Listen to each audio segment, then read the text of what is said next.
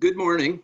My name is Marty Borko, and I'm the Executive Director of the Los Angeles District Council of ULI. I want to welcome you this morning to our virtual StimULI panel on al fresco dining during and beyond COVID-19. This is an important topic as our cities begin to reopen and provide opportunities for us to re-engage socially and with our communities, but is more than just how our cities and businesses are reacting to the pandemic. I think it will tell us a lot about how our cities may look and function in the future. We're thrilled today to have an expert panel to share with us their perspectives. I want to thank our program committee for helping organize this event, and a special thanks to David Jacobson, our event hard to make these events run smoothly. Remember, if you have not had a chance, next slide please, if you have not had a chance to attend our 20th anniversary of Urban Marketplace, Make a Deal, Make a Difference. Tomorrow is the third in our series and we'll focus on building a healthy present. October 1st is Housing Now, and the final session on October 8th provides a vision for the future and an action plan for the next 24 years. On September 29th from 7:30 to 9, we'll be presenting the third in our State of the Series cities, real estate and land use policies that have divided Los Angeles. Also on the 29th, from noon to 1, our Innovations Committee is hosting a discussion on innovations in construction. October 6th, we'll be presenting a virtual case study and panel discussion about WE3 at Water's Edge, an exciting new development opening in Los Angeles. And remember, the ULI fall meeting this year will be virtual from October 13th to 15th. So there's lots going on. As always, I'd like to thank our annual sponsors because it's because of their ongoing support that we're able to continue to do all that we do. Please go to our website for the most current information about our programs and events. So now a little bit of housekeeping before we begin our program this morning. We will be muting all of the registrants. We ask that you please also turn off your video as it makes the Zoom meeting go much smoother. Also, ask any questions you have of the panelists in the chat room, and we'll be monitoring it and use it for Q&A after the panelists speak. Now I'd like to introduce Shannon Hefferman, Urban Design Director at Studio 111, who will moderate our panel. As leader of the urban design practice at Studio 111, Shannon is focused on the revitalization and transformation of our cities, and as such is well suited to lead today's discussion. Thanks, Shannon. Thank you, Marty, and good morning, everyone, and thank you for joining us for this ULI StimULI virtual event for al fresco dining during and beyond COVID. My name is Shannon Hefferman, and I'm the Urban Design Director at Studio 111, and Studio 111 is an architecture, urban design and landscape architecture firm in Long Beach. We also have an office in downtown Los Angeles. And our firm has been working in this al fresco space for quite some time now. Early on, our firm worked with the city of Long Beach to pilot their parklet program, bringing the first parklets to Southern California. And since then, we have designed parklets for many cities in the region. And as you all may know, parklets were really the first proof of concept of repurposing curbside parking and providing programmatic elements like outdoor dining to the community. Our urban design team that I lead is also focused on incremental urbanism and to streets and the public realm through pop-up infrastructure. And this recent al fresco movement has really connected my firm's areas of expertise. And since the pandemic, we have assisted cities like the city of Glendale with their al fresco programs. We've worked with business improvement districts like the DLBA, the downtown Long Beach bid, to beta test an early concept that we had called flex zones, which were repurposing curbside parking for outdoor dining and even restaurant pickup.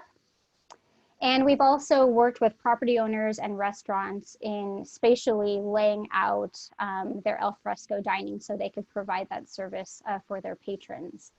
And since this pandemic, many cities have launched different types of al fresco programs, from open streets where a street has been closed off entirely, to sidewalk dining, to even temporary parklets. And al fresco is not entirely a new concept. It is more so for Southern California, but it's been around for quite some time in many European cities. But physical distancing and public health regulations arising from this pandemic has really increased the importance of al fresco solutions to keep our economy going and to keep our businesses safely open. And it's been really great to see how cities and property owners and restaurants have responded and adapted quickly in numerous ways to expand al fresco dining programs and outdoor dining. And we really wanted to create this panel where you could learn what cities and developers and restaurants have been doing during this COVID pandemic to help our restaurant industry and small businesses stay afloat, as well as help our main streets survive and even thrive. And we've assembled this fantastic panel, this fantastic and diverse panel of city representatives, a developer, a restaurant consultant, and a council member that could each provide their unique perspectives and share information about their al fresco program. Most importantly, some of the lessons learned that they have gathered from their al fresco experiences, as well as their success stories and even next steps moving forward. So I wanted to give each of the panelists an opportunity to share some information about their individual al fresco programs and outdoor dining experiences, and then we are going to dive into our conversation. So I wanted to turn it over to the City of LA first. We have Jennifer Mcdowell and Barbara Romero. Good morning. I'm Barbara Romero, and I'm the Deputy Mayor of City Services for Mayor Eric Garcetti. Jennifer, you want to introduce yourself? Sure. Hi, I'm Jennifer Mcdowell. I'm the Associate Director of Infrastructure under Barbara and Mayor Garcetti's office. So under my purview, I oversee 15 departments, and that includes Bureau of Engineering, Department of Transportation, and Bureau of Street Services, to name a few. I don't have planning and I don't have Department of Building Safety, but in this mission, I had the privilege of bringing out those 5 departments and saying, how do we make programs that already exist within our city and make them efficient, easy, and basically free, to simplify them, to establish and program to really make this opportunity for restaurants to basically streamline, basically relax all the existing regulations to make outdoor programming, the outdoor program free and easy on the spot. And that's what we did. Pretty easy, and we basically put it together in 2 weeks. And as you saw, that we started the first program, we launched it on May 29th, and we only started with sidewalks and with private parking lots because we didn't have the resources at that point to do the second phase. And with that, we had, as you can see, we ended up getting 2,000 businesses who did this program on the spot. Jen, I want to turn it over to you. Great, thank you, Barbara. So this is just a diagram of all the various Fresco program. And I'll just note real quick that none of these are actually new to the city. It's just, you know, they were all available before, just for a little bit more money and a little bit longer time to get all of those permits. And as Barbara mentioned, what the program did is really just kind of cut the time and the money to be able to, for restaurants to get access to these. So under the program, you can see there's curbside dining that's available, and that's available just to a singular restaurant who's eligible, and they have to kind of fit within a certain speed limit to make it work on their street. And then on the left side, you can see that there's also kind of street lane closures, to have in-street dining. And for this, we required a group of restaurants or some sort of a business improvement district or neighborhood council or et cetera, some kind of convening group to apply for kind of this bigger closure that typically would stretch. And so once, particularly for the in-street dining, the city would provide to applicants all of the necessary traffic control devices at no cost to the applicant. And in a few cases, the city would also provide shade umbrellas, depending on kind of the eligibility to applicants at no cost. The other thing that we were glad to provide is we partnered with AIA Los Angeles to identify about 30 design firms to provide pro bono design services to restaurants who needed help kind of determining how best to outfit their new dining areas.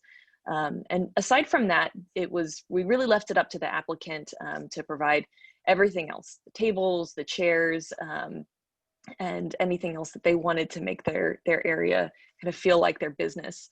And so and that was similar to for the sidewalk dining, you can see on the far left, and the private property outdoor dining on the far right, which we often mostly saw in parking lots.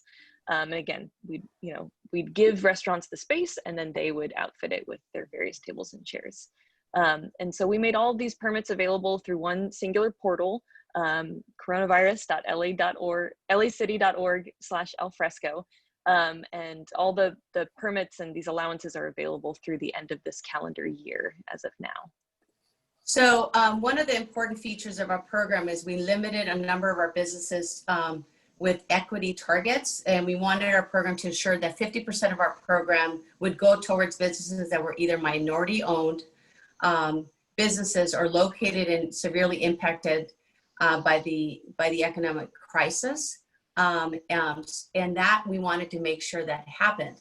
However, one of the lessons we learned is that although that didn't happen, although we targeted that wasn't the case, because as we all know, that a lot of the streets in those neighborhoods actually don't qualify, because in order for us to put in some of these parklets, they didn't meet the criteria because of the because of the speed limit, or because we needed to do, as our Department of Transportation General Manager called, we need more transportation interventions that require more resources than what we had budgeted in our program for this. So in one of our lessons learned is how do we actually budget more than just 50%, but a more white glove service in those specific targeted communities. And now we actually ran out of money. So I think the last thing that I want to say is we ran out of money. So now, as you might have heard in the press, and we didn't run out of money. How we go into this next phase, because we're still in the response mode and looking at how now do we make these response things. Do we make some of these? We still have some in some people that are applied. How we make some, because currently we're renting some of the resources. Do we start actually buying some of the resources? So we're actually in a pause mode, looking at evaluating. Do we continue renting these, or do we start purchasing some of the equipment that we're currently renting out now? Great. So for the sake of time, I think we'll stop, and we're happy to have more in the discussion part. Absolutely, thank you so much for that. I wanted to turn it now over to Jennifer Hiramoto. She's going to walk us through Glendale's Al Fresco program. Great. Well, good. I apologize in advance if I treat this as a therapy session for some of the experiences that we went through in creating Al Fresco, but very happy to be here. So I'm Deputy Director of Economic Development. My role at the city is really to be a project pusher and support businesses. And I say that because I realize there's probably many planners on the phone today. I'm a wannabe planner, so bear with me. But when we started this discussion, and very similar to what City of LA brought forward. We did this, I think, in May, and at that point we had received and saw numerous articles about what was happening overseas. We obviously saw what was happening in the Bay Area, and then City of LA was really the leader in getting their program established. So as their neighbor, that also put some additional pressure on us to make sure, can we catch up? So we did have a committee as part of our COVID business recovery task force. It was an alfresco committee. The council authorized funds. It was $150,000. And from there, we hustled to try to get this open by the 4th of July. And at that time, the county also pushed up its reopening, if you recall, a little bit earlier. So it felt like we just couldn't move fast enough. Now, our first phone call, our lifeline, was to Studio 111, and Shannon and Alan are here today. Because we had worked with them on previous projects and placemaking projects, we had saw this as an opportunity to actually push forward some of our initiatives in creating more parklets throughout the city, but we weren't sure how to do it and how to do it quickly. So they were very helpful. We saw this as really an opportunity to do two things: one, to support the restaurants, and two, to boost consumer confidence. And on that matter, a lot of the conversation about, but how should this look? We knew that if we just put out K-rail, for example, on our busy corridor, that wouldn't be enough.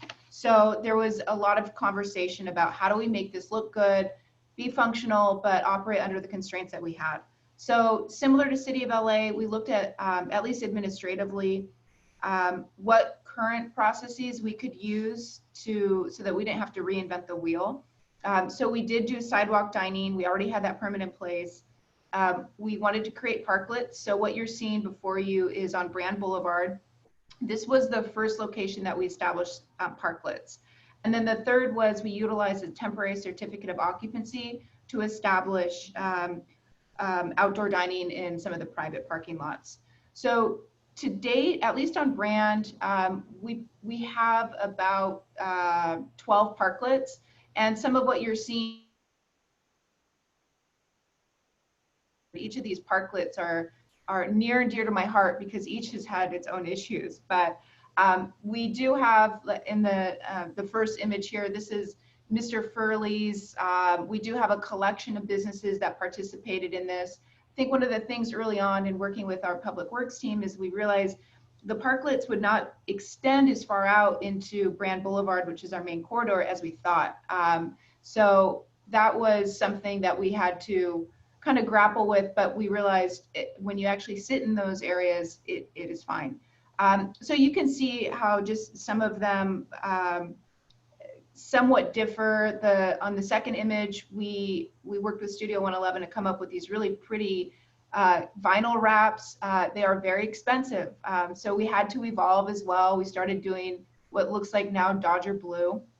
And then we put stencils, which was a more cost-effective approach to that. But we wanted to make sure that this was a branded look so that in turn, we can send the message throughout the city that this is something that businesses can rely on. If we go to the next slide, please.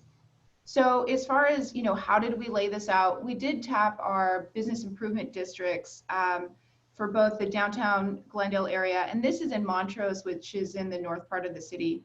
They had a very different feel. They're a little bit more quaint of a neighborhood. Early on, we realized that while the business association said that they were going to do some of the outreach to businesses, this really flung us all out of our COVID cocoons. And we realized we were going to have to go door to door to these businesses because it was not scaled nearly to the level as City of LA. We were having to negotiate with each of these businesses to understand, are they okay? Is a retailer okay?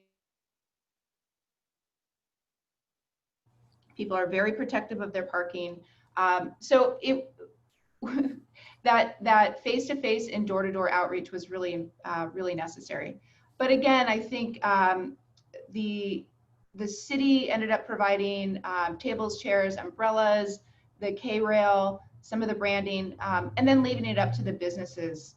And then in the next slide is this is just an example of some of the private property alfresco dining. In the first image, you can see this is at the Americana, for example, where we did supply them with K-Rail. There have been many ADA questions and issues that have come up throughout this process as well, which we've responded to. But you can see how each business has really taken it upon themselves. Similar to LA, we waived the fees for this. So really the only concern that they had was insurance. Issues with ABC, and then of course county health standards. So I would say administratively, we were able to move this forward quickly. Creatively, we were able to tap Studio 111. And then logistically, because we had K-Rail on hand with our Public Works Department and the business district support, we were able to now have more than 20 parklets set up, 60 businesses participate, and an additional 20 in the private dining. So all of this information is at the chooseglendaleca.com/alfresco, and it details all of the necessary applications, etc. So that's just a quick look at some of our experiences from the city of Glendale. Great, thank you so much, Jennifer. I now wanted to turn it over to Councilmember Thomas Small to share with us. Good morning. So I'm Thomas Small, a council member in Culver City. I was mayor last year in 2019. I'm also the CEO of a new organization called Culver City Forward. And I chair the Sustainability Council at LA Metro. So our outdoor dining, alfresco dining program really came about as part of our general approach to surviving and recovering from this economic crisis, particularly in our downtown. And it really started right, I mean, for those of you who are familiar with Culver City's downtown, we already had, many of these restaurants already had sidewalk dining alfresco, and it's very popular, very walkable, sort of gastronomic destination Culver City is. And it's really the vitality of our downtown really depends upon that restaurant culture.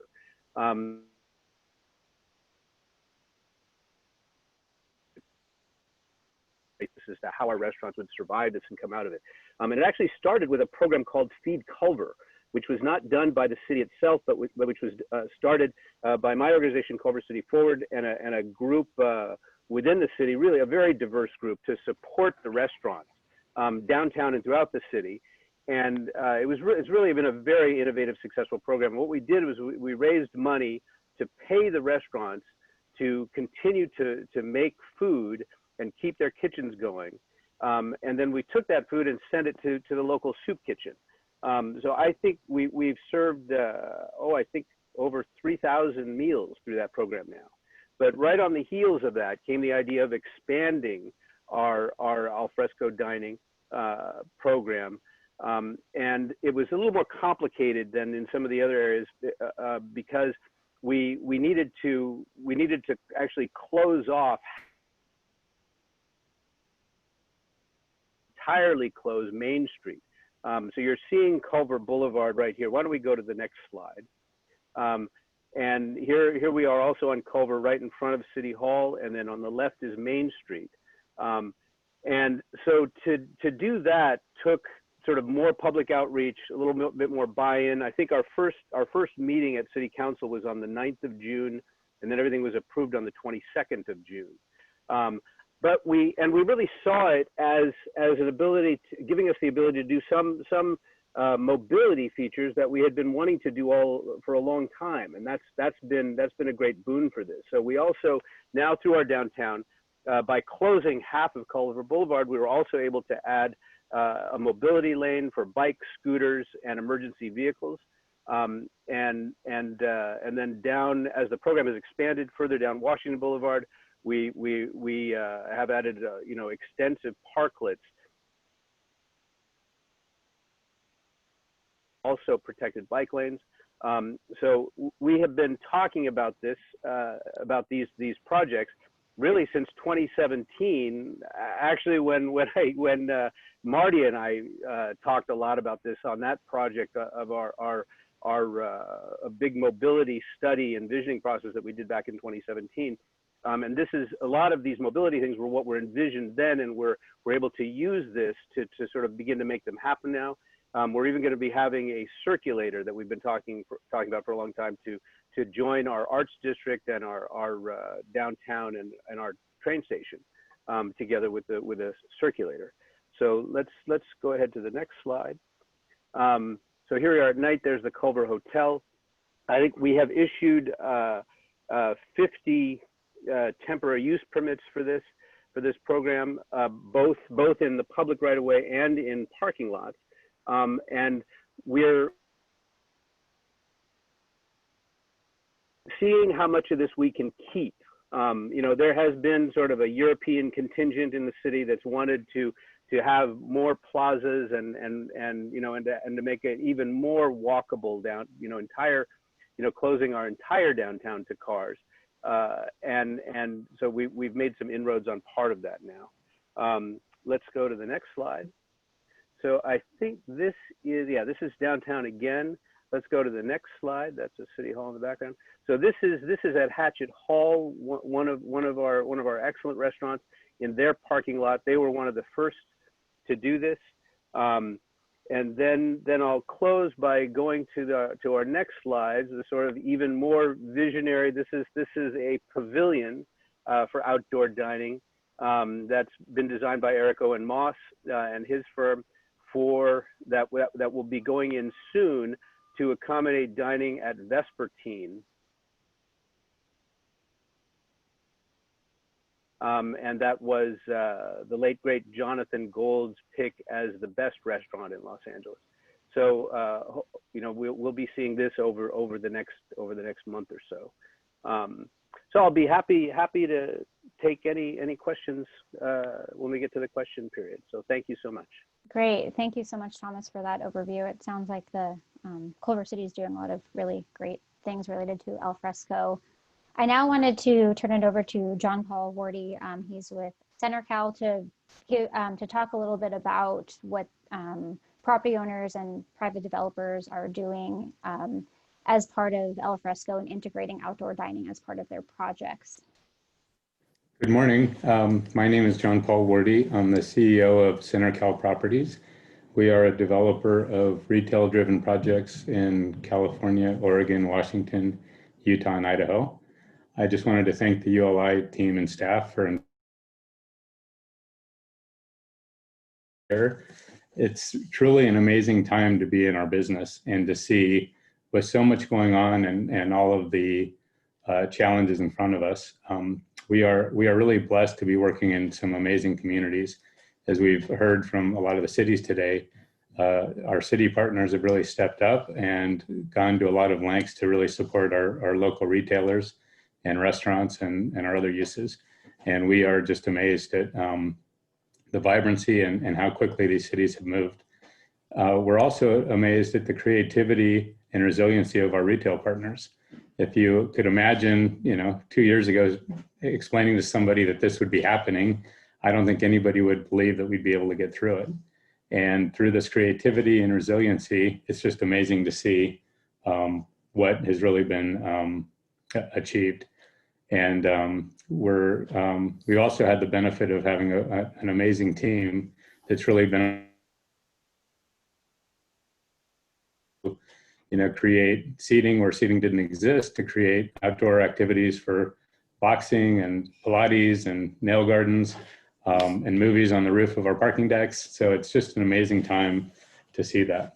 I'll walk you through a couple of the things that we've been up to, and we can talk a little bit about some of the lessons we've learned as we've been through this approach. CenterCal as a company really believes in outdoor dining and outdoor spaces and really what that means to our projects and creating gathering spaces for the communities we serve. And so the picture above with the red veranda chair is a project we built in Concord. So we were able to take outdoor area and a parklet and really expand it and create outdoor seating. In this project, we have 12 restaurants, and in 90% of them, we'd be able to replicate the amount of seating they had outside, and really being creative about where we were able to do that.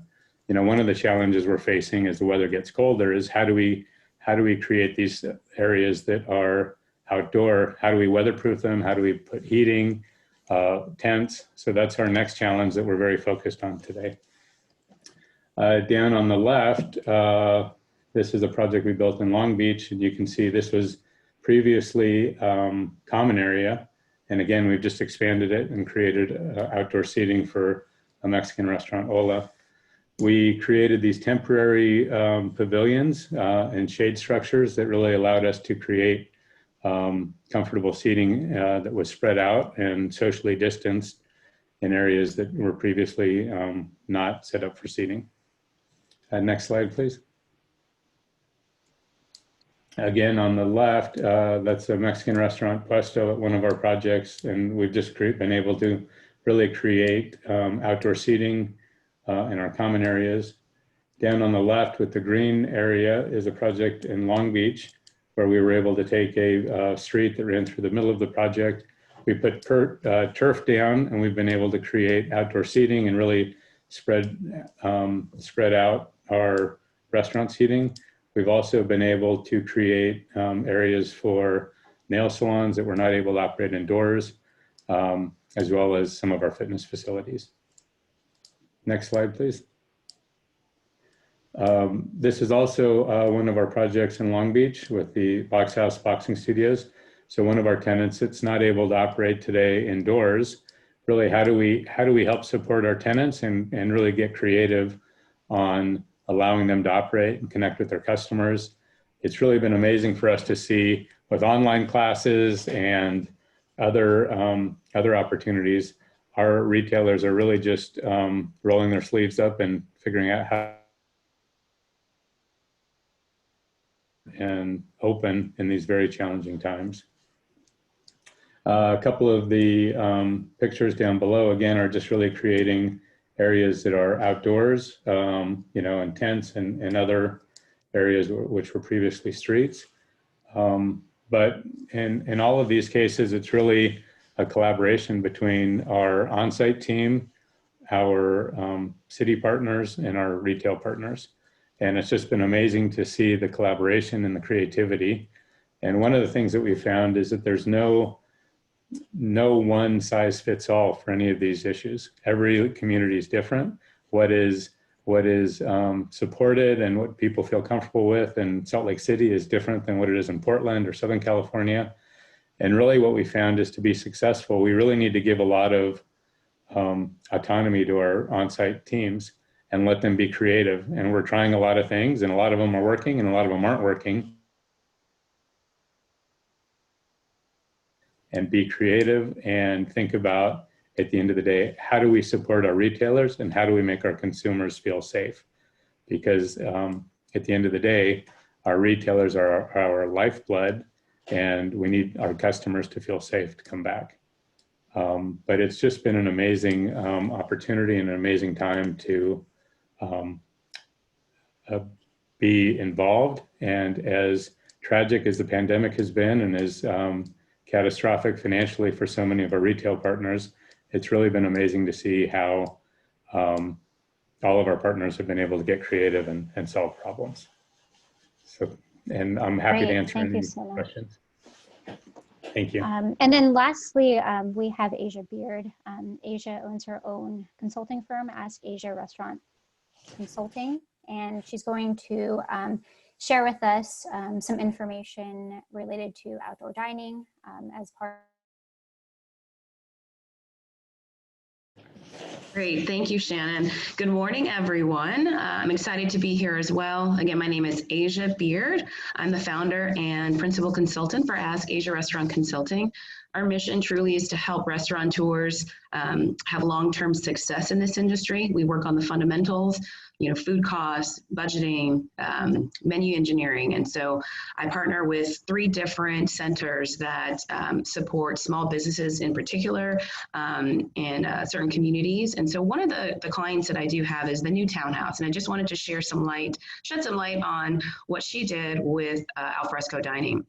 Next slide. So the owner is Rosalind Pennington. You may be familiar with this if you live either near the Culver City area or in LA, right off Las Angeles and Centinela. So she is offering a outdoor experience with the Alfresco Dining permit that she was able to get in July. Next slide, please. She was able to get that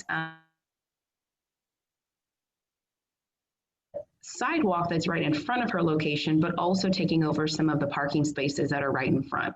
Now, originally, when the pandemic first hit, unfortunately, in March, she kind of had to shutter for a little bit. She was able to take on some senior meals and other programs, catering programs to help her survive. And then she ended up just putting out a few tables on the sidewalk in front of her business, and you kind of see a little bit where that sidewalk is, but we really didn't get the traction that she needed, and so she was able to apply for the Alfresco Dining to push that seating further out. When she first got the Alfresco permit, she saw an increase of sales of about 10%, but once she was able to push it out and host other things, in this case Monday Night Football, they actually saw a 25% increase, and that's still growing now. Next slide. And just wanted to show you how she was able to pivot a little bit more. You may not be able to see it very clearly, but the TVs are on wheels, so they're able to push them, in and out and set up the table. Having the way that her restaurant faces the street, as you're driving by, you can see this giant crowd out front of her restaurant, and nothing draws a crowd like a crowd. So we love this marketing tool as well because it helps bring new people into her restaurant that maybe wouldn't have thought to come there before. They see the TVs. On Thursday, she hosts a DJ and they have seating outside again. So there's a lot of flexibility with this space and being able to have this extended view of her restaurant from literally the outside now in. Next slide. And the other thing she's able to do is she's able to host large parties, whereas, she can have this, she has like a 10 top set in the back where they're hosting a birthday party, got cupcakes there, but, we weren't able to do that before. And so this has really helped her, just grow her business significantly. It's not at 100%. I don't want to paint the wrong picture, but it at least is a huge step in the right direction to getting her back on track with the sales since COVID happened. So what's great about this is, again, that additional flexibility, that heightened visibility for, passing traffic that's passing by, and then just being able to get creative with it. So she's able to theme this space as she needs to. What's great listening to the other presenters is seeing what they've done in their space. I love what Jennifer mentioned about the wraps. We may actually look into something like that. And then even, what John Paul said, how they have the different boxing setup. So it's great to see the different ways that this is being utilized, and we can take that back to, our existing clients. And last slide. I'm happy to connect with anybody who has a restaurant that's looking for ways to pivot their business to alfresco dining. I've got my contact information here, but would love to just be able to help restaurants continue to thrive. And, if they're limited to just takeout and delivery right now, the alfresco dining permit will enable them to increase sales in a way that they just aren't able to capture right now with takeout and delivery. All right. Great. Thank you so much for that, Asia. So I now wanted to just open it up to the next part of our panel, which is really going to be a conversation between the panelists. And I wanted to just start off with asking a question. It sounds like each city has provided businesses and restaurants with different materials such as carrel or furniture. Some cities have provided expedited or temporary permitting. And so I just wanted to dive in a little bit more. And how did you go about in understanding what your tenants or restaurants needed, or what their needs were specific to COVID-19 and alfresco dining? And then also, how did you potentially modify things based off of the feedback that you had received? So maybe I could open it up to the cities first to respond to the. We had, in Culver City, we had tremendous help from our Downtown Business Association. which really has a very close relationship to the restaurants. And we're a small enough town where we actually know each other. So really it kind of started, a lot of this started, through my talking with my good friend, Alan Schulman, the owner of Akasha, kind of the prime, the restaurant that kind of started it all, is still one of our most popular restaurants downtown, fine dining restaurants. And then it really took a lot of discussion and outreach to the community, even at the council meetings, to really deal with the fact of us closing streets and what that would do to our traffic patterns, what that would do to the other businesses downtown. So it was a lot of discussion, a lot of outreach, and really we started with some plans, had some more ambitious plans, retreated a little bit to a somewhat less ambitious plan, and ended up really in a sweet spot. And we still had a lot of issues with changing traffic patterns, because we have a lane that is our emergency vehicle lane and our mobility lane for bikes and scooters and people walking and so on. And it took a little while for people to understand they can't go down that, they can't drive down that. They ignored the signs. We're putting in gates now, but it took us a while to get the gates.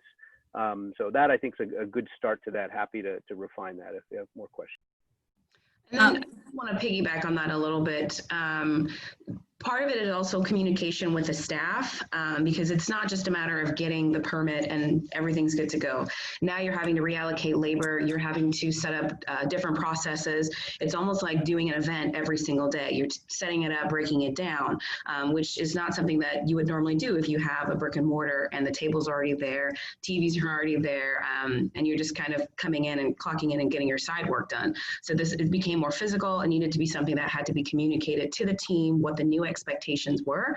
And also, for some folks, it's having that heightened or having that additional exposure to more guests, because now you're not doing just takeout and delivery, and being able to make sure that people are comfortable with that you have the PPE in place, that you have the system set up, because we definitely don't want anything to happen where somebody catches something because now we've added a few extra tables outside. So really it took a lot of communication and refining the practices and the procedures so that everybody felt comfortable and knew what to do.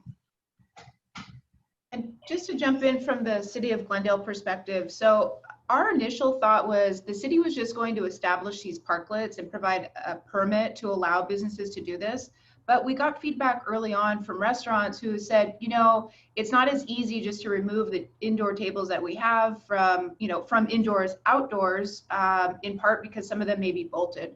So that's when we realized, well, we should just go ahead then and purchase tables, chairs, umbrellas, umbrella stands. There were a couple of things we forgot along the way. One was locks and chains. We forgot about that component. So we ended up setting these tables and chairs out, and this is a therapy session, and realized, oh, how are these guys going to lock this up? If the city is providing this, then they're expecting that the city is also going to provide locks and chains. So that was a sleepless night. I had to call PD, like, hey, can you make sure that people don't walk off with our tables and chairs, umbrellas? But I do think, and I'm happy that we were able to do that, given that this wasn't an original idea. Everyone else in the planet was also ordering tables, chairs, umbrellas. So it was good that we were able to kind of get a heads up on starting to order some of those things. And then there were other things too. You have more people sitting outside. Normally a restaurant would just put that trash indoors. Now they're using city public or city trash cans. So there have been, fortunately for us, we had maintenance agreements with the participating businesses and kept saying, this is an extension of your space. You are now required to maintain the city provided tables, chairs, umbrellas, etc. But there was certainly, I think, and even today, still a question about expectation. If the city is providing these things, what is the responsibility of the business? So those were some of the things that we provided early on. That's great. And I know the City of Glendale is doing this, but I was just wondering if during this alfresco process, if you're continuing to capture feedback from even, I would say, customers that are sitting in these outdoor or experiencing outdoor dining. I'm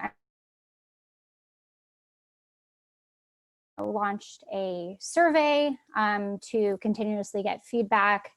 And so I think the city of Glendale has done that. So Jennifer, if you maybe want to just talk about how this program is being received by the community, as well as if it's not being supported by local businesses. You know, social media is really our gift, right, to public opinion. And so we did launch a survey just to the businesses specifically to get an idea of how this has impacted revenue, the ability to hire, what can we do better? And overall, restaurants are very pleased with it. They need more shade, which I know, you know, looking ahead, that will be a different conversation for weather. And overall, though, sales are up and we're happy to see the businesses happy. For the public, we were very nervous about what their opinion was going to be, but they have been very pleased. They like the European feel. They want this as a permanent feature, and they don't seem to mind that suddenly they have to park a little bit further in order to get to the restaurants and businesses that they want. So I think that will be obviously next part of the conversation, which is if this is responded so favorably, how do we make this permanent feature? Mm-hmm. And I know that's the exciting part of the conversation today. Yeah, I think just kind of building off of that, if your city or is looking to continue components of Al Fresco, what are those components and what are some of the challenges that you are anticipating? So this is Barbara. I mean, I think we're contemplating, we're looking at how many street closures, for example, we offered that as one of the thing, and in the entire city of LA, we've only closed 5 streets. That is crazy that we've only closed. In terms of looking at our parklets, we've looked at the distribution across the city, and it's geographically, you know, most of it is in downtown LA, in the West Side, and it's not in impacted communities. And so we're looking at that as well. And so are we going to do it? Are we going to keep it in those areas? CCA, for example, I'm meeting with them in a couple of weeks because they want to keep it. How do we keep it? It's going to cost resources. With our fiscal reality that we have, it's going to take a public-private partnership in order to make it work. So what does that mean? What in kind can the city provide? And what's the private commitment there? So we're going to have to weigh out that, you know, and as Jennifer talked about it, I think one of the biggest things here is the insurance piece, you know. And because that's, I think that we were all able to use the emergency past the attorneys to get this through, which was it was one of my favorite moments to just be able to say, use the emergency to get this program through. But after past this, how are we going to get this through? We're going to need all of you to help us make the case of why this is part, you know, that it's an economic recovery mandate, that it's going to be necessary and essential to do it. So I think what we're evaluating is, you know, where do people want it? Where are people willing to give up their parking spaces? Where does it make economic sense? And where are we going to be able to afford it? Those are some of the things that we're looking at. And their idea. Piggyback off of what Barbara was saying, part of our pitch to at least our the folks over in Public Works and the conversation about parking revenue has been, there is no revenue right now if people are not in your downtown or in your district. So this is going to help get people back. That pitch will only last so long. And as we look at the realities of the parking revenue fund, at some point they're going to say, okay, we heard you, but we have a hole to fill now, so let's reevaluate. Actually, in the city of LA right now, we are looking at reinstating our parking fees October 1st, and we're losing about approximately 8 million a month in parking fees.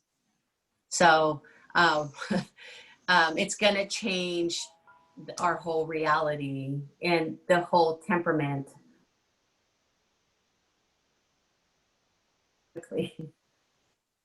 Yeah, absolutely.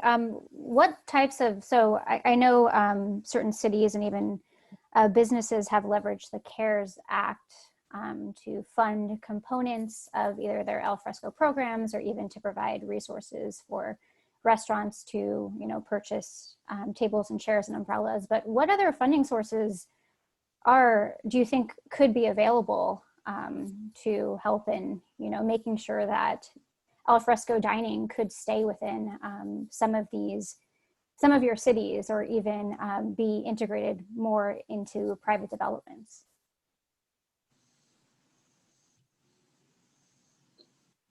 Well, there are a lot of grant programs that are out there right now. Some of the challenges, though, that I'm finding with a lot of my clients is anytime I see a grant, I forward it out to my network. There are some people that are getting them multiple times, and then there's some people that's not getting anything. So there really isn't this sense of equality across the board and people getting the same access to funds. And with grants, I mean, that's the best opportunity for business to really, you know, revitalize themselves, because they know they don't have to pay it back. They don't have to figure out, you know, a loan payment program with them.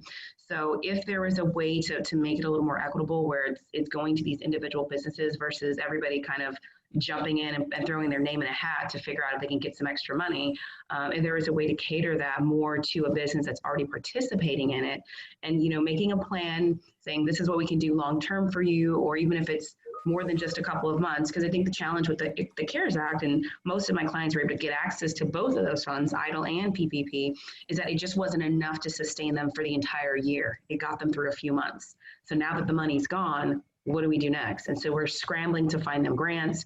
We're scrambling to find different ways to just increase revenue. You know, al fresco is one part of it, but when you still have, you know, 100% of your expenses, but 50% revenue coming in, it's really still unbalanced. And so finding a way to just, you know, target specific businesses that are already taking advantage of these programs and infusing them with grants would be a huge win for them. Yeah, absolutely. I'm sorry, Shannon. No, go ahead. I was just going to say, in regard to the funding for the sort of the long term, this is an issue that the city has struggled with for a long time, because we know that we need you know, major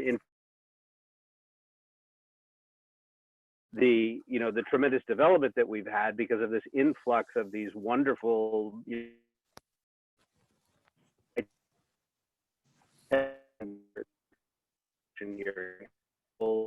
on you know, TikTok. We'll see what happens with TikTok, but then we're getting HBO you know, next year, and so the you know, and traffic was a huge problem before the COVID crisis hit, and I'm pretty sure it's going to come back again. But my new organization, Culver City Forward, is a public-private partnership that's designed to address exactly those problems. It's an alliance of those big companies to partner with the city and the Chamber of Commerce to try to spearhead those projects and help with funding them. So I think we really do need to take a creative approach and get the private sector more involved with these issues to really improve our infrastructure and our quality of life. Great, thank you. I actually had a question for Jean. Looks like not only there's been outdoor dining, but it looks like a lot of other retailers such as nail salons and even workout studios have used some of the open space components as part of your project to really activate that space. I was wondering, with projects moving forward, what is the significance of open space and what role will that play in kind of the design of future projects for CenterCal? You know, it's been an evolution, but I think this has given us an opportunity to test a lot of things that I think people wouldn't have really had the courage to test before. And I think what we're finding is that people like being outside. They like an outdoor environment. especially with what's happening today. What we're seeing from the retailers as well is a significant shift towards a much more pop-up strategy. So 10-year leases now, they really want to understand, is their customer there? They want to understand how does that affect their business? And so I think you're seeing a shift not only on the restaurant side, but also on the retail side to how do we create interesting venues for our to connect with our customer, but in a lot of ways in a much more temporary basis. So I think that in a lot of projects we're developing now, we are creating space to bring in new retailers on a temporary basis that we can, they can try out the project, but it also creates newness and freshness in our projects as we bring in these retailers on a temporary basis. And with the retailers that you're bringing in, and maybe Asia, you can answer this as well. Is there criteria for spaces? Has that changed? Are they looking for, tenant space that has to provide some sort of indoor-outdoor connectivity? That pre-COVID, I think what we're also seeing is a focus on accessibility for delivery, accessibility for, just how restaurants are, even their interior operations, just how they get delivery has become such a significant component of a lot of these restaurants' business. And how do they set up the restaurant so it doesn't interfere with the customer experience? As they've, a lot of restaurants that have been designed previously, you'll be trying to have dinner and you'll see this flow of Uber Eats and DoorDash drivers coming in and really ruining the customer experience. And so I think what we're seeing a lot of is really just the new reality of, delivery and how that really interacts with the customer, and really separating those two so that the restaurants are able to take advantage of that delivery business, but also not affect their in-house dining. And just to add to that, absolutely, most of the clients that are coming to me now with new ideas, especially if they're very green to the industry, their whole model is simply based on takeout and delivery. They want to focus on partnering with these delivery apps, which, anybody that is a restaurateur knows that sometimes they can be the kiss of death because of their high commission rates. But unfortunately with COVID, we've been forced to use them because that's just, that's just how customers are accessing us right now. But right now we're seeing more of a trend of people wanting a smaller space. I've had clients where they invested in a larger footprint, a nice dining room, and then of course COVID hit, and paying for that extra real estate and the utilities and the staffing that they needed for it. When we had to cut down and streamline everything, we saw we were actually more profitable doing the takeout and delivery model than having that sit down and having all the other expenses that come with it. Unfortunately, when you're in a lease, you can't make those adjustments. But looking forward, it's how can we, find a smaller location so that we can just focus on what we do best. And especially you're seeing this with a lot of the shared kitchens, the cloud kitchens, ghost kitchens, where you don't even need to have a storefront to be successful. If you're one of these cloud kitchens and you just have a strong enough following on social media or through your delivery apps, people are coming to you and you're thriving in just a takeout delivery environment. So that's definitely the trend that we're seeing. I'm for definitely utilizing those shared spaces to keep those costs down. And especially if you're just starting out, you don't want to invest in 2,000 square foot dining room when, you haven't even shown proof that you can, successfully manage, a 500 square foot kitchen. So, this is a better starting point for most of my clients anyway to downsize.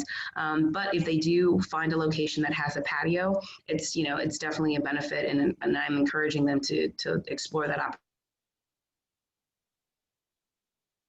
It's not something that I'm advocating or promoting for any of my clients.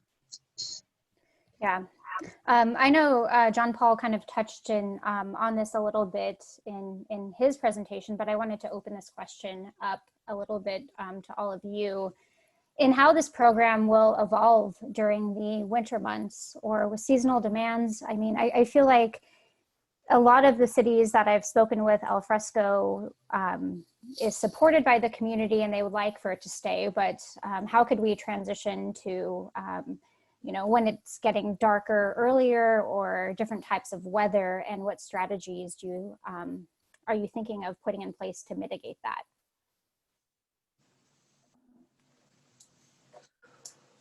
So at this point, at least for Glendale, this question has been asked.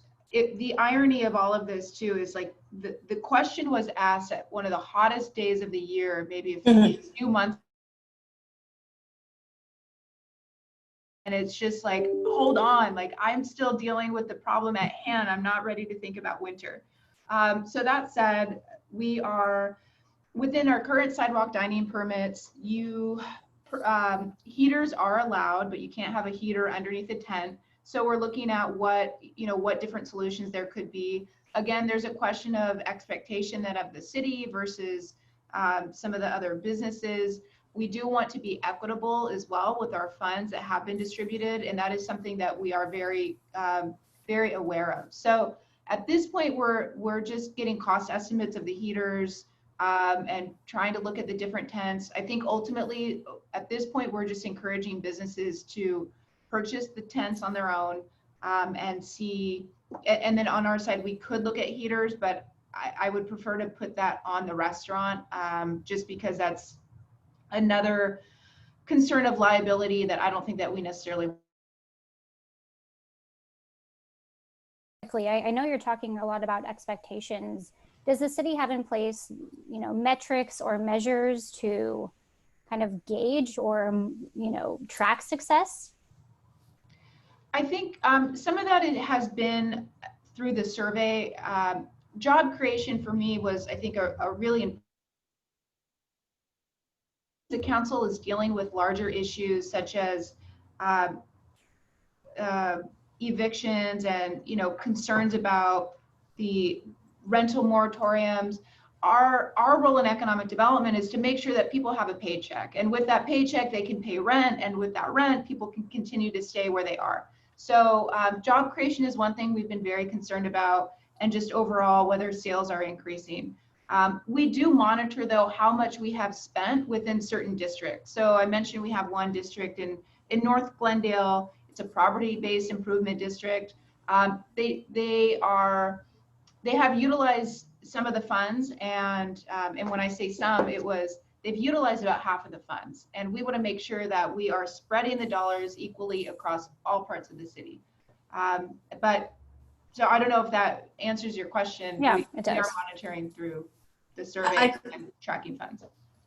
For the city of LA, we were at the point that we initially had started the program to to be first in just 90 days, and now we extended it to the end to December 31st. So even that we're just at that point, we're evaluating how to, because we initially didn't even ask for care dollars. Where right now, I asked the department, DOT, of all the 5 departments, I've asked DOT to use transportation dollars and reallocate existing resources because I wanted to do it fast. I didn't want to wait to go to council to ask for dollars. So they use open street dollars that they had. They reallocated existing resources that they had, but now they are going to council to ask for more money.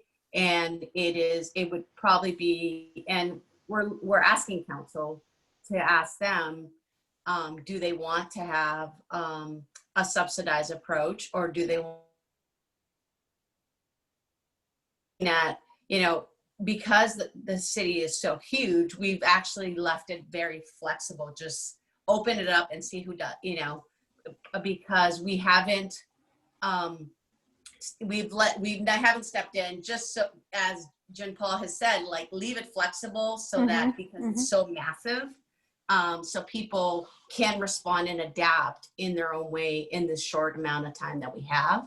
So I think moving forward, we're evaluating how, you know, based on whatever money, you know, we get from council. At that point, I want to help determine with, you know, for me, it's also a pilot to get the buy-in from the departments that this works.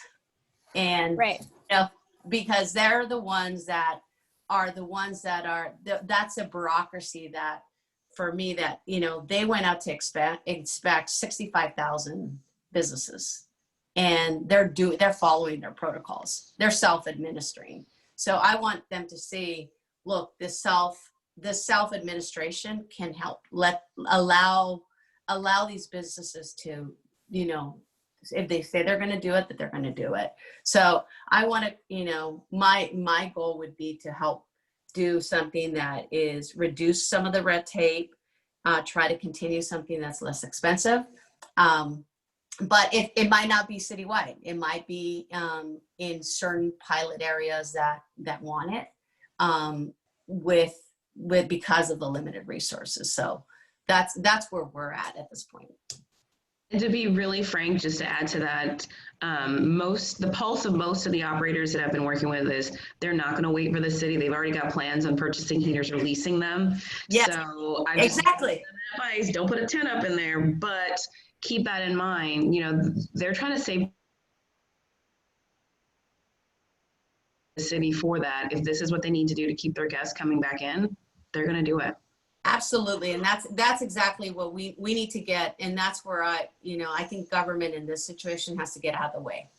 Mm-hmm. Right. We have been receiving a lot of questions in the chat box. I wanted each panelist maybe to close before we open it up with questions. If you could just describe your al fresco experience in one sentence. Have you loved it? Have you hated it? You're never rolling it back. You have more gray hair as a result of launching your program.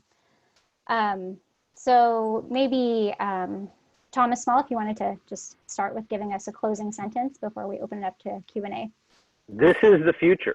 I think we're really excited about it overall, but it's going to come with really a challenge to really change the culture, to have people to want to, and to, as someone else mentioned, to be willing to walk a little bit further and not get to park right in front of the retail businesses. So I see it as part of a wonderful evolution. So we're lucky in that way. That's great. What about you, John Paul? We're super excited as a property owner, just seeing the creativity and vitality that it's bringing to our projects, but also as a consumer, as you walk down the street in downtown Manhattan Beach, the vibrancy and the activity that it's adding. So we're super excited about what this is bringing to the retail streetscape, and I think it's going to help a lot of cities see what this al fresco dining can do to their communities. So we're excited about that as well. Great. Asia? I've got two opinions on this. From an operator's perspective, I'm excited. I'm super excited at the opportunities it's given so many of my clients, the extra exposure, you mentioned the vibrancy, but on a personal, I think COVID has made me a bit of a hypochondriac. So for me, it's a little hard to still go and sit down when I know, people are still maybe a little bit closer than I want them to be. So it's something that I personally am going to have to explore as the months kind of pass, doing on my own. Separately, but I'm excited for my clients. I always promote this, but as long as they have the right infrastructure to make it happen so that people are 6 feet apart and they're maintaining those distances, it's a great opportunity for them. Jennifer Hiramoto? Yes, so a few thoughts. I think overall this has been a very, very rewarding team project that has been all hands on deck from private and public. And of course, the City Council has been a great supporter of this. And I think overall we've achieved the goal. We wanted to support restaurants and boost consumer confidence, and both of those things are happening right now. It's very exciting to walk down the street again and see people to see vibrancy. So it's been a great experiment, and I look forward to what's to come. Great. And then City of LA, Barbara and Jennifer. I think for me, is seeing is believing. I think we've created some believers out there on the inside and outside. So for me, all I see is hope and opportunity that this is possible in a lot of neighborhoods in the city of Los Angeles. And for me, I'd say that Alfresco has been a catalyst for us kind of within the city to learn what we can do, especially in a short amount of time. But it's also been a catalyst for us to learn about our city and kind of what the capacity is in our public right-of-way to expand kind of public space based on the infrastructure that we've built. So there's a lot of great, lessons to be learned and information to be gleaned. Great, thank you all so much. I'm going to just look at the group chat. This is, let's see. I think we may have addressed some of these. This is more related to the specific furnishings that get taken in at night versus locked down and tethered. What components as part of your alfresco dining do you leave out at night? What components are taken indoors? Who is really kind of the manager and responsible party for just making sure that that stuff gets put out? Is this part of your MOUs that you've set up with some of the businesses that are part of these programs?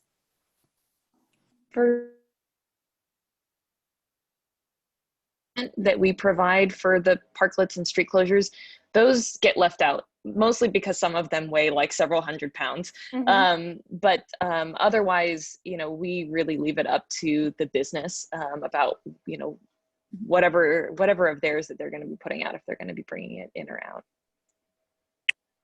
And then just to give an example, with the new townhouse, that's a shared parking lot. There are other retailers there. So they do remove everything when they do not have an event. They're not open 7 days a week.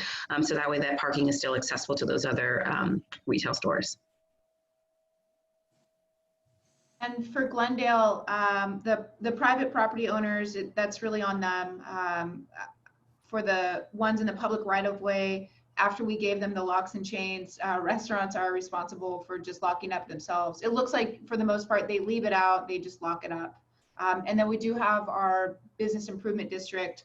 Again, they have ambassadors that lock the tables and chairs up all night. In Culver City, this is the distribution of funds has been a real issue. We've really worked hard to make that equitable throughout the city, and to get focus on the other parts of our city besides just our downtown. So we have a pretty clear, bright line as to where we spend and where we don't. And so we're taking care of all the traffic and all of that stuff, but all the other things are for the restaurants themselves to deal with. And in terms of the parklets, there's also sort of an issue there that we had, some K-rail that we used to create parklets, and we had to sort of make sure that we're distributing. Started with some of our down for the parklets as opposed to the street closures. So it is a thing, something that has to be done carefully and equitably. We have another question. I think a lot of the attendees on the call are wondering really how these temporary solutions have helped cities in reframing conversations related to parking and utilization of public space. And how do you think you will push to make some of these solutions more permanent? Is it setting up a parklet program in your city? Is it looking at allocating funding towards, bulb outs or more permanent infrastructure that could provide some sort of outdoor dining? I think we're still in it. I think those discussions are going to come next spring in the budget discussions, in terms of when I think come to a decision of, in the departments when people are going to make a decision on what gets funded ultimately. So I think, all what I asked of ULI is to, keep tracking this, because we're going to need your support moving forward, all the cities. because we're still in COVID, we're in response mode still. We're not, we're not in recovery. We're not in recovery yet. So, and we're thinking of recovery, but we're still in it. So I think, I've had recommendations from the departments, but until we get out of response mode, I don't think I can tell you, I can answer that. So a lot of the al fresco dining has been more for brick and mortar restaurants, but has there been any discussion about integrating or having street vendors participate in this program? And then to what capacity as well? We as a city of LA, we actually considered that and had a lot of discussion on it. And we actually have been, we wanted to include it in our street closures. And that's the only place that we actually thought would be a legitimate place to include it. But they actually have to apply for a permit, and they have to be a certified street vendor. So so they could apply, but it's pretty restrictive. So it's not perfect. They are eligible. So we still have a ways to go. But we're organizing street vendors, but Jennifer could speak more to it. We've been struggling with it, and we decided at the beginning not to do it in the first phase because we thought, let's get out the thing that we know we can efficiently get out fast, and not complicate it. But we put it in phase 2. You want to add to that, Jen? Yeah, I'll just mention, because it took us a while to get some of those street closures out, but now, as Barbara mentioned, we've got 5 and counting, a few more to come. What we have done is we've reserved areas within those street closures for street vendors specifically. So we've, in the past week or 2, reached out to those permitted vendors. We have about 60 or 70 in the city, and are telling them, we've got space for you. We're holding it here as part of this street closure. So we're trying to kind of play some matchmaking. So we don't have any out just yet, but we really hope that there are some that can take advantage of that opportunity. Great. And from a private standpoint, we were able to create some interesting vendors. We brought in a truck called Happy Ice, which is a shaved ice, and, that's great. and we had lines, all the way down the block, and it enabled us to bring in something new and fresh. And so we're really excited about that as an opportunity. How are you on the private sector identifying those vendors? Is it just, a list that you have on hand that, would provide food trucks, or have you utilized those vendors in the past to activate some of your public space? In that specific case, it was my 12-year-old son, and they had opened up on Melrose, and we went and looked at it, and it took us 3 times to go back because there was a line 3 blocks down. And so I think for us as a company, it's all about finding things that are new and interesting and unique and bringing them to our projects. I have another really interesting question. I know the city of LA has about 30 design firms that are helping to provide services to existing businesses and helping with their al fresco dining layouts and providing that area of expertise. How could other firms get involved in helping the public sector with this initiative? That's a great question. I'd say for the city of Los Angeles, we definitely welcome any other firms that are interested in helping. There's a lot of need out there, and I know I've recognized some on the call here who are participating in that program. So we thank you for offering those services. But you're welcome to reach out to myself, particularly. I'd be happy to connect you, Jennifer.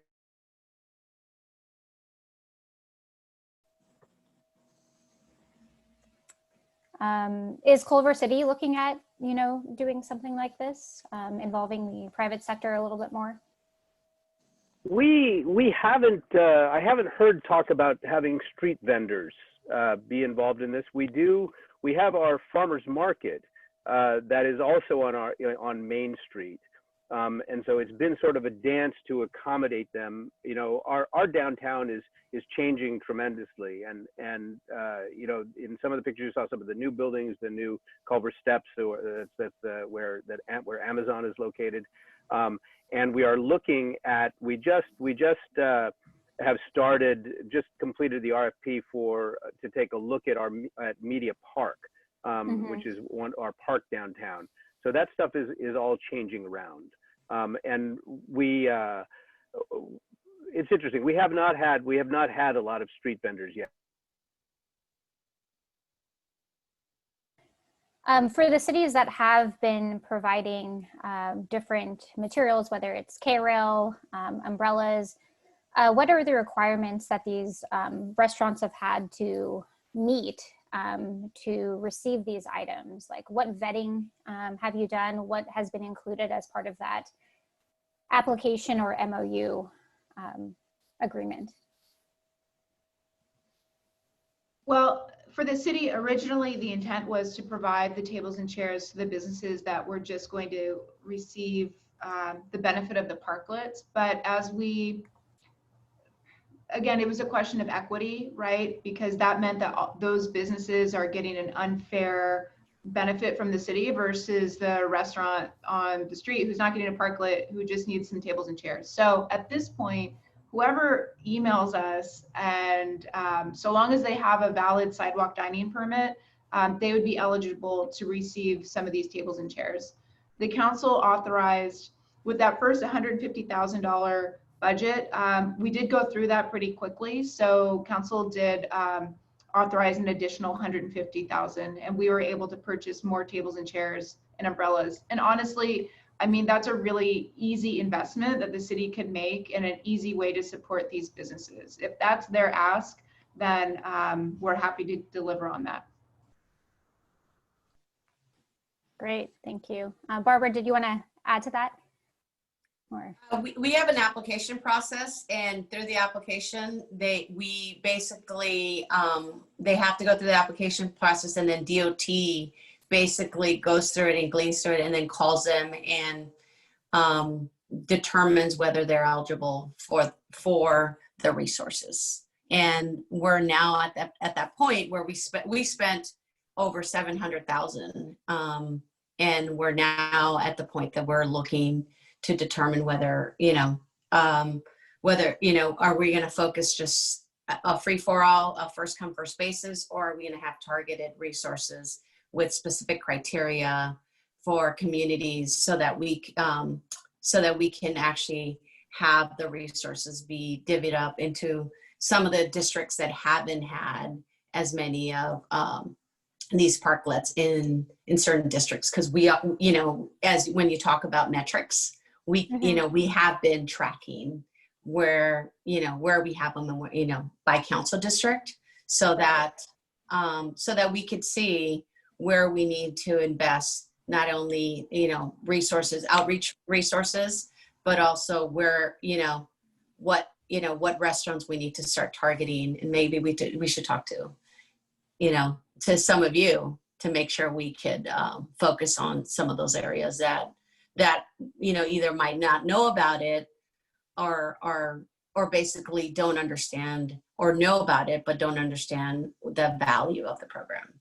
Yeah, what's really interesting, in your presentation, you had mentioned equity and the needs of some of these disadvantaged communities and the barriers that those communities are facing in allowing for outdoor dining and parklets from like a spatial standpoint, where speed limits on those streets are over 35 miles an hour, yeah, and not safe. And so I'm very short, like the sidewalks are not the size, or they don't have private parking, don't own the private parking. So yeah, all those challenges, in addition to not knowing, have prevented even those that have applied to be able to pull a permit. Moving forward, I agree with all of you that you know, there should be a focus more on those communities to provide them with solutions so they could also be successful, so their main streets could also thrive. You know, And so getting out the word would be, that's where we need your help to continue to getting out the word. Asia, did you want to? That's actually was my question, is how are you marketing to those communities? Because a lot of the clients that I've dealt with that are in those communities weren't even really aware of the program until I mentioned it to them. So I'm curious how that marketing is being distributed. For the city of Los Angeles, I mean, it's mostly being distributed just through our office, kind of social media, council offices. We had our economic development team had a roundtable of restaurants as well as bids that they're also getting the information out through.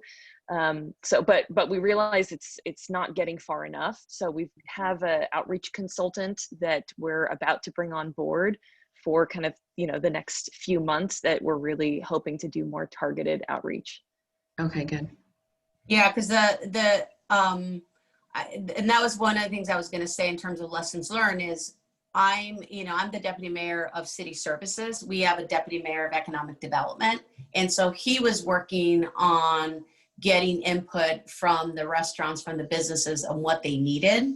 And I was working on the implementation of it. So we were working together. When I put together the program, he was getting input, what they thought. He was so we were sharing that.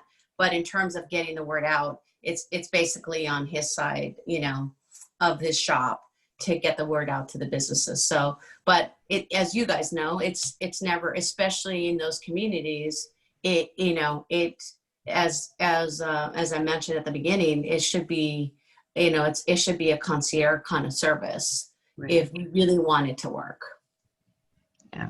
And that's the biggest takeaway. It just takes more time. So that's why even when you reserve money on the side, it just takes, you know, time to really get it on the ground and get it to the people that need it. Yeah, for us in Culver City, the Chamber of Commerce has been a hugely important partner in that, because really to get us to help us reach beyond downtown. Downtown is pretty compact, so I think everybody knows about what's going on downtown and the businesses there. But in the other outlying parts of the city, the chamber has been really helpful in letting people know that these resources are available. Great. Jennifer Hiramoto, it looked like you wanted to say just a comment, and then I need to just wrap things up. We knew that visually the parklets would be the best advertising that we had for this program. So we did use it as a chance to just to advertise the Alfresco Glendale program and come up with its own hashtag and at least a link to the website. And that's proven to be successful. So that would be a recommendation, is use it as a marketing opportunity, because you've got it. You've got this free space right on that K-rail. And a lesson learned, by the way, is for the non-public works folks, if you do use K-rail, make sure you know what the status of that K-rail is and what the condition is. The first round that went up on Brand Boulevard, I'm pretty sure I was going to get fired that day, because these look like they were removed from the side of a mountain and like from a war-torn country. So, you know, make sure that they're power washed, make sure you know what you're working with, because it could have the total opposite effect of looking really messed up on your beautiful Brand Boulevard. To the panelists for providing your insights, lessons learned, success stories, and path forward for the programs, for your Alfresco program and even outdoor dining. And thank you to all of the attendees for taking your morning and spending time with us. So with that, I think we are out of time. It looks like we will be sending all event registrants the recording of this panel. And thank you all so much, and I hope you have a great rest of your morning. Thank you. Thank you. Thank you, everyone. Thank you, Shannon. Thanks, everybody. Thank you. Great program.